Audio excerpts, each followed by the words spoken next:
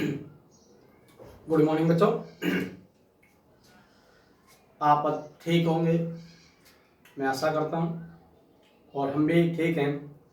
तो इस कोरोना काल में आपको क्या करना है, घर पर बैठे बैठे ही ये वीडियो आपको देखनी है और आपको नोट्स भी तैयार करने हैं। मैं आपको आज कक्षा 7 को विज्ञान पढ़ाऊंगा।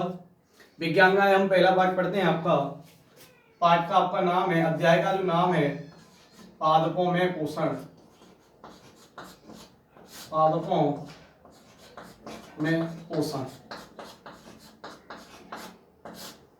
पादपों में पोषण। देखिए कि आप जब कक्षा 6 पढ़कर आए थे तो हमने क्या पढ़ा था।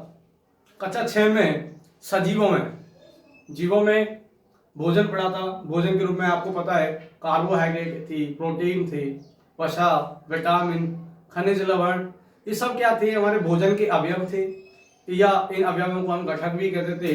ये हमारे शरीर के लिए क्या होते थे, आवश्यक होते थे। तो तुम्हें आपको पता है कुछ पेड़ पौधों को छोड़कर जितने भी पेड़ पौधे हैं, पादप जो हैं, और कुछ जीव, ऐसा नहीं है, कुछ सूक्ष्म कुछ सूक्ष्म जीव भी हैं जो आप आगे अध्याय आप कुछ उच्च कक्षाओं में पढ़ेंगे। और आपको पता कुछ पेड़ पौधे क्या करते हैं, अपना भोजन स्वयं बना लेते हैं, परंतु मानव एवं अन्य जंतुओं को छोड़कर कोई भी अपना भोजन स्वयं नहीं बना पाता है। तो भोजन जो हम आहार जो ग्रहण करते हैं, क्या करते हैं, आहार जो ग्रहण करते हैं, तो इसके लिए चाहे हम मानव को, चाहे वो डायरेक्ट या इनडायरेक्ट, प्रत्यक्ष या अप्रत्यक्ष तरीके से, चाहे तो हम सीधे ही या किसी दूसरे पर, जैसे आपको पता है कि पेड़ों के द्वारा भोजन प्राप्त बना, उस भोजन पर हम क्या करते हैं, निर्भर रहते हैं। तो आज हम जो पढ़ेंगे, अध्याय में पढ़ेंगे पादपों में पोषण, अर्थात ये पादपों में जो पोषण जो प्रक्रिया है वो किस प्रकार होती है, अर्थात भोजन किस प्रकार ग्रहण करती हैं। तो ये सारी प्रक्रियाएं इसमें पढ़ेंगे, किसमें, अध्याय पादपों में पोषण। तो देखिए सबसे पहली बात आती है कि पोषण से पहले पढ़ते हैं हम पोषक। क्या पढ़ते हैं, पोषक। देखो आपको पता है कि पोषक क्या है, कि आप जैसे मनुष्य जीव जंतुओं के लिए आपने कक्षा 6 में, आपने पिछली कक्षा में आपने पढ़ा था कि कार्बोहाइड्रेट,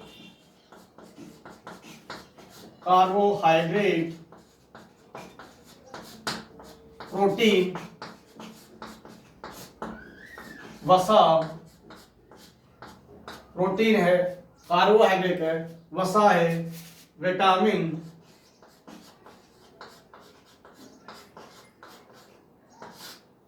विटामिन्स हैं, एवं खनिज। इन खनिजों को क्या करते हैं कि खनिज भोजन के अवयव होते हैं, भोजन के अवयव होते हैं, अवयव होते हैं। क्या होते हैं, भोजन के अवयव होते हैं। इन अवयवों को ही, ये अवयव भोजन के ये अवयव भोजन के ये अवयव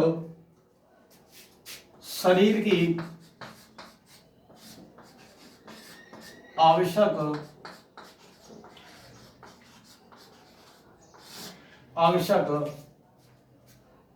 आवश्यकताओं की पूर्ति करते हैं,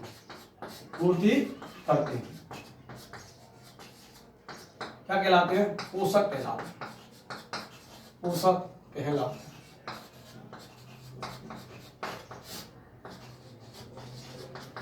कहलाते हैं, क्या कहलाते हैं, पोषक कहलाते हैं। अब इन्हें हम क्या पोषक कहलाते हैं, कहते हैं। अब पढ़ते हैं, इसके बाद एक शब्द आता है इसमें पोषण। तो पोषण क्या होता है, पोषण, तो देखो सजीवों द्वारा जो भोजन ग्रहण करने एवं उसके उपयोग करने की जो विधि है, तरीका जो है, उसको ही क्या कहते हैं, पोषण कहते हैं। तो सजीवों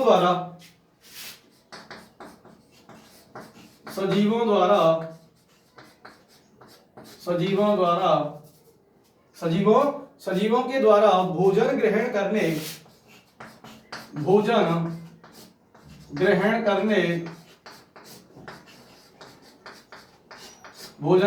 ग्रहण करने एवं उसके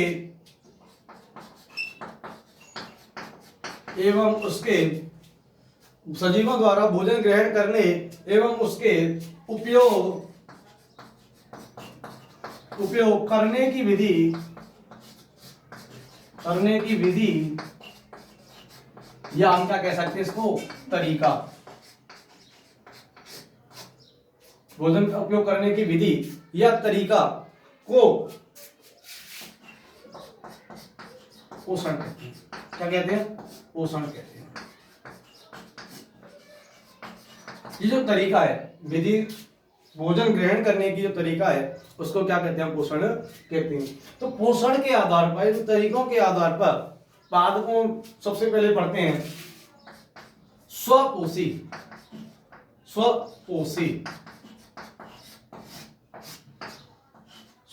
देखो, स्व में स्वयं, अब खुद, पोषी, पोषण क्या करते हो, अर्थात ऐसे जीव या ऐसे पादप जो क्या करते हैं, पादप तो तुम्हें पता है, पादपों में पोषण कर रहे हैं, तो ऐसे जीव या ऐसे पादप जो क्या करते हैं, अपना भोजन स्वयं बनाते हैं, उन्हें क्या कहते हैं? स्वपोषी कहते हैं। ऐसे पादप, देखो हमारा कहने का, जीव कहने का मतलब है, क्या किससे बात करेंगे हम? पादपों को ही बोलेंगे, क्योंकि यहाँ हम पादपों में ही पोषण कर रहे हैं। तो ऐसे पादप जो अपना भोजन, पादप या आप जीव ही रखो, ऐसे जीव जो अपना भोजन स्वयं बनाते हैं,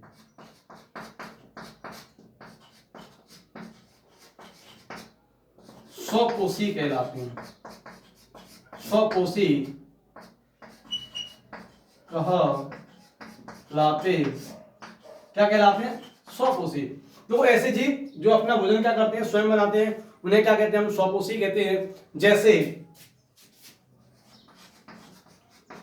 आपको पता है क्या, हर एक पादप, देखो एक आपके दिमाग में चल रहा है सर, पादपों के अलावा तो कुछ सूक्ष्म जीव भी होते हैं जो क्या करते हैं? स्वयं अपना भोजन बनाते हैं। जैसे आपने काई जो नाम सुना हो, काई, वैसे तो कल पढ़ेंगे हम इसमें, अगली वीडियो में तो आगे पढ़ेंगे इसमें हम। तो आगे देखिए, अब ये तो हो गया। अब इसके बाद आता है विषमपोषी। क्या आएगा? विषमपोषी। विषमपोषी क्या होते हैं? तो नाम से ही अलग, विषमपोषी। देखो यहाँ विषम का ये नहीं है कि अलग अलग, तो यहाँ क्या करें? वे जीव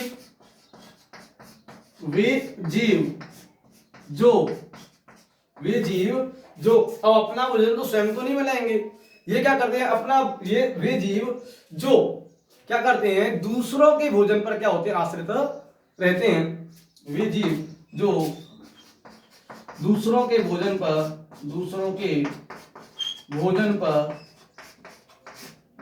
पर आश्रित रहते हैं। आश्रित अर्थात निर्भर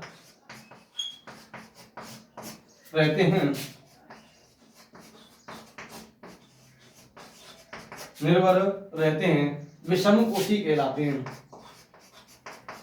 विषमपोषी कहलाते हैं। क्या कहलाते हैं? विषमपोषी कहलाते हैं। क्या कहलाते हैं? विषमपोषी। और विषमपोषी के अंतर्गत क्या आएंगे तुम्हारे? कौन कौन आएंगे इसमें? विषमपोषी के अंतर्गत आते हैं हमारे क्या? जंतु। क्या आते हैं? जंतु। तो आगे देखिए, ये बात आपकी समझ में आ गई होगी। अब एक आपके दिमाग में ये प्रश्न आता होगा कि सर कि ये पादप जो हैं, कौन पादप, ये पादप जो भोजन है वो किस प्रकार बनाते हैं? तो देखो इसमें एक प्रक्रिया होती है जिसे कहते हैं प्रकाश संश्लेषण। देखो प्रकाश संश्लेषण होता क्या है? ये पेड़ पौधे भोजन किस प्रकार बनाते हैं, तो इनके लिए किस चीज की आवश्यकता, किन किन तत्वों की या किन किन पदार्थों की क्या होती है? आवश्यकताएं होती हैं। तो आज पढ़ते हैं प्रकाश संश्लेषण। तो देखिए प्रकाश संश्लेषण, तो देखो प्रकाश संश्लेषण के बारे में बात करें तो देखो प्रकाश संश्लेषण क्या होता है कि पादप, देखो आपको पता है कि पादप की पत्तियां क्या होती हैं, हरी होती हैं। तो आपके विचार आया होगा सर पादपों की पत्तियों का रंग जो हरा होता है वो क्यों होता है? देखो पादप जो होता है उनकी पत्तियों में एक वर्णक पाया जाता है, इसे हम क्या कहते हैं, क्लोरोफिल कहते हैं। इस क्लोरोफिल के कारण क्या होता है, इनका पत्तियों का रंग क्या होता है, हरा होता है। अब ये क्लोरोफिल जो है क्या होता है, जो क्लोरोफिल जो है, क्लोरोफिल और हम साथ में लेते हैं क्या, सूर्य का प्रकाश। क्या लेते हैं, सूर्य का प्रकाश। तो देखो पहले लिखते हैं, साथ साथ समझाता चलूंगा। देखो पादपों की पत्तियों का रंग, पादपों की पत्तियों में एक वर्णक पाया जाता है, एक वर्णक पाया जाता है, एक वर्णक पाया जाता है। क्या पाया जाता है, एक वर्णक पाया जाता है जिसे क्लोरोफिल कहते हैं। इसे क्या कहते हैं, क्लोरोफिल। इसे क्लोरोफिल कहते हैं, क्लोरोफिल कहते हैं। इस क्लोरोफिल के कारण, इस क्लोरोफिल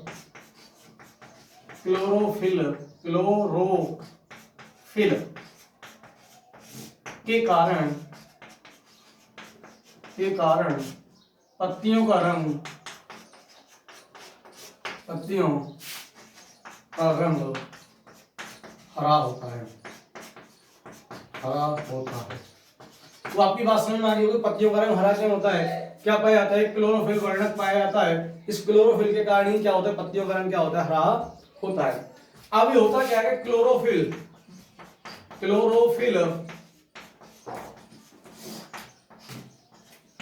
सूर्य का प्रकाश,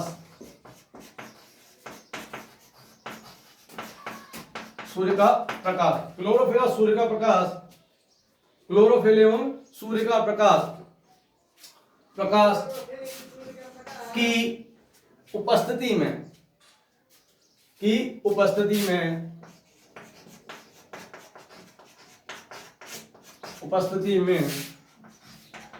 कार्बन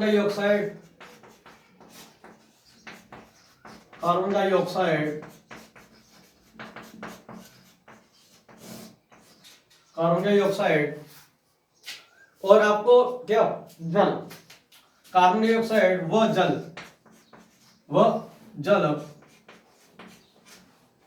कार्बन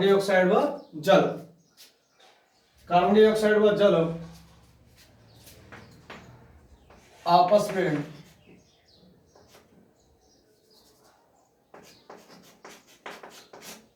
कार्बन डाइऑक्साइड व जल आपस में क्रिया करके,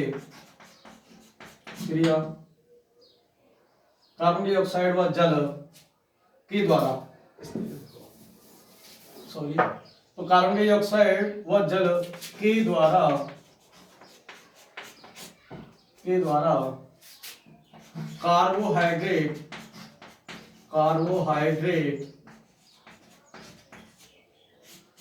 कार्बोहाइड्रेट एवं ऑक्सीजन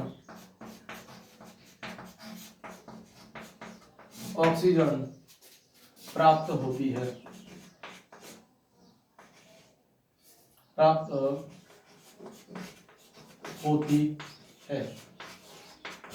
तो ऑक्सीजन एवं कार्बन डाइऑक्साइड क्या होती है, प्राप्त होती है। तो देखो हम समीकरण लिखते हैं, कार्बन डाइऑक्साइड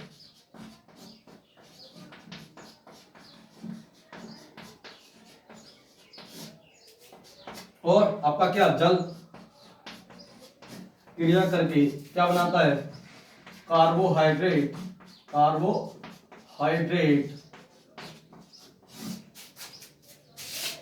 और क्या बनेगा, ऑक्सीजन,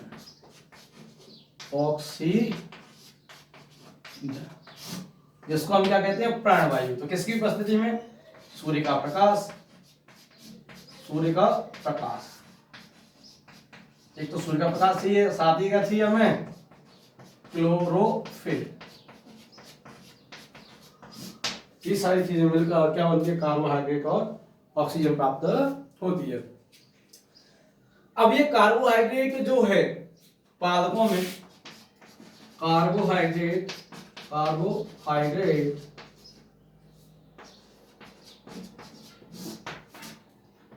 में, कार्बोहाइड्रेट पादपों में, पादपों की पत्तियों में, कार्बोहाइड्रेट की पत्तियों में, कार्बोहाइड्रेट की जो पत्तियां जो होती हैं उन पत्तियों में मंड या स्टार्च के रूप में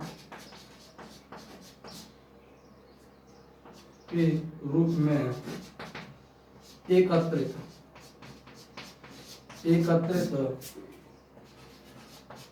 हो जाता है। ये कार्बोहाइड्रेट को क्या करते हैं, स्टार्च या मंड के रूप में क्या करते हैं, एकत्रित कर लेते हैं। तो बात आपकी समझ में, प्रकाश संश्लेषण होता क्या है कि पादपों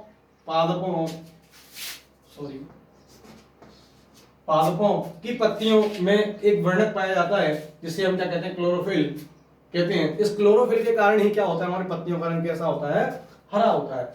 ये क्लोरोफिल और सूर्य की प्रकाश की उपस्थिति में कार्बन डाइऑक्साइड व जल के द्वारा क्या प्राप्त होता है, हमें कार्बोहाइड्रेट और ऑक्सीजन प्राप्त होती है। यह कार्बोहाइड्रेट जो होती है पादपों की पत्तियों में स्टार्च या मंड के रूप में क्या होती है, एकत्रित होती है। तो मैं अभी थोड़ी देर पहले भी बता रहा था कि पादपों के साथ साथ कि हमारे सूक्ष्म जीव जो होते हैं, अर्थात जैसे शैवाल में भी क्या होती है, प्रकाश संश्लेषण की क्रिया होती है। इसके कारण क्या करते हैं, वो अपना भोजन क्या बना लेते हैं, स्वयं बना लेते हैं। किसमें, शैवालों में।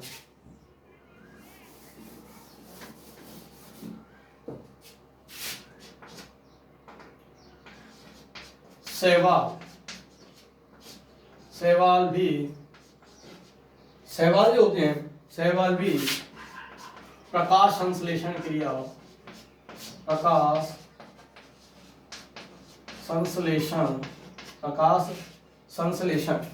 संश्लेषण द्वारा अपना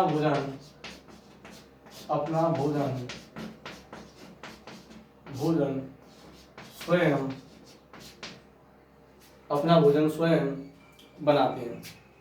अपना भोजन क्या करते हैं, वो स्वयं बनाते हैं।